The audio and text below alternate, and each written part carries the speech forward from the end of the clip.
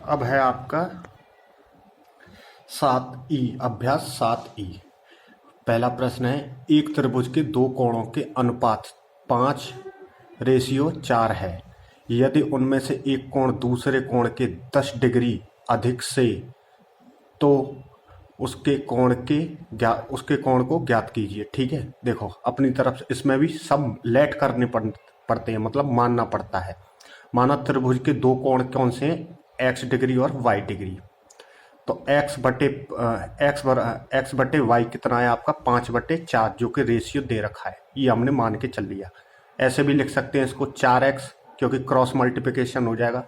4x बराबर 5y, 4x minus 5y बराबर कितना हो जाएगा 0।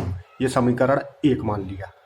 अब कह रहा है यदि उनमें से दूसरी शर्त, पहली शर्त हमने पूरी कर दी, दूसरी शर्त है आपकी एक कोण कौन सा है x, दूसरा कोण कौन सा है y, दूसरे कोण से 10 अधिक की बात कर रहा है, तो यहां पे जोड़ दिया।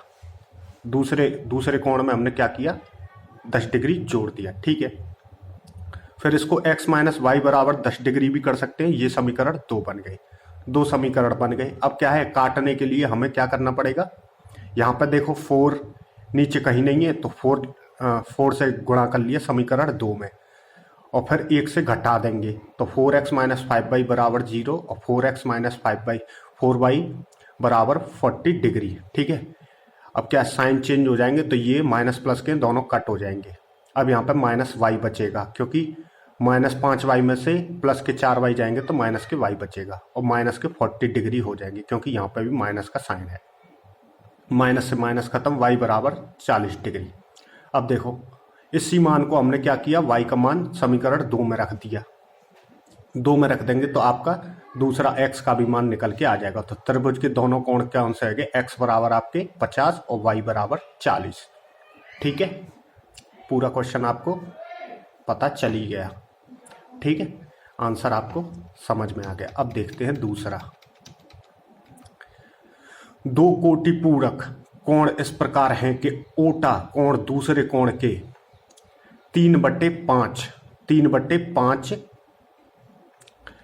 गुने से 10 अधिक है। कोण ज्ञात कीजिए। देखो इसमें भी छोटा कोण और बड़ा कोण हम मान लेंगे, छोटा x है और बड़ा कोण कौन सा y है।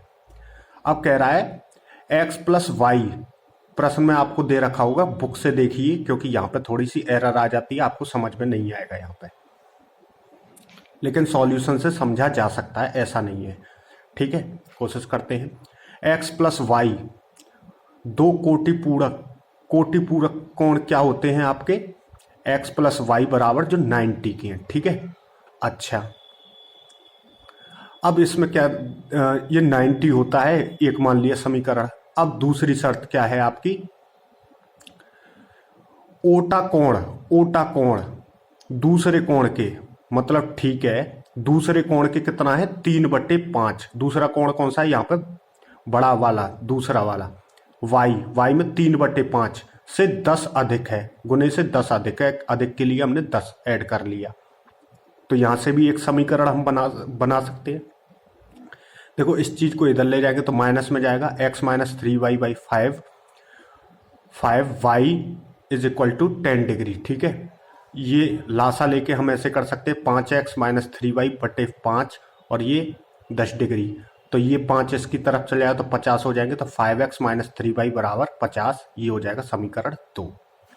अब देखो काटने के लिए क्या है, यहाँ पे तो 3 नहीं है तो कट ही नहीं सकते, तो क्या किया है, या तो आप 3, अगर आपको y काटनी है तो 3 का गुणा कर दिया, अगर आपको x काटना है तो आपको 5 से गुणा करना पड़ेगा। ठीक है, आप कुछ भी थोड़ा सा दिमाग लगा के कर सकते हैं। तो क्या किया, समीकरण 1 में 3 से गुणा करके समीकरण 2 में जोड़ने पर, देखो समीकरण 1 में क्या किया है आपका, 3 से गुणा कर ले।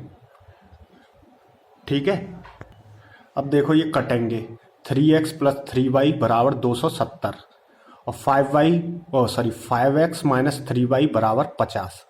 अब क्या है, जोड़ने की बात कर रहे हैं, जोड़ने पर क्या है, ये माइनस के ये प्लस के, तो ये दोनों कट जाएंगे। अब 3x और 5x 8x हो गए आपके, और 270 और 50 कितने हो गए आपके 320, तो x बराबर कितना निकल के आएगा 320/8। 8 से ये 32 4 बार कट जाएगा तो 40 डिग्री आ जाएगा एक्स का मान। अब इसी मान को हमने क्या समीकरण 1 में रख दिया। समीकरण 1 हमारा x प्लस वाई बराबर 90 है। तो यहाँ पर 40 और प्लस वाई 90, ठीक है। 90 में से 40 गए आपके 50। तो x और y के मान दोनों हमें छोटे और बड़े कोण का मान पता चल गया। यही आपका आंसर है, ठीक है। नेक्स्ट देखते हैं। इसमें 3 ही प्रश्न हैं आपके, ठीक है। त्रिभुज ABC, आप भी जानते हो त्रिभुज ABC, त्रिभुज के तीनों कोणों का योग कितना होता है 180। ये बात नोट कर लीजिए, याद रख लीजिए।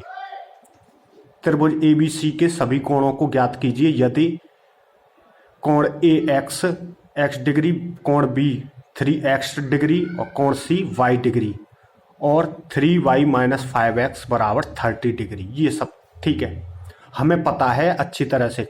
त्रिभुज के तीनों कोणों का मान ABC का मान कितना होता है 180 डिग्री।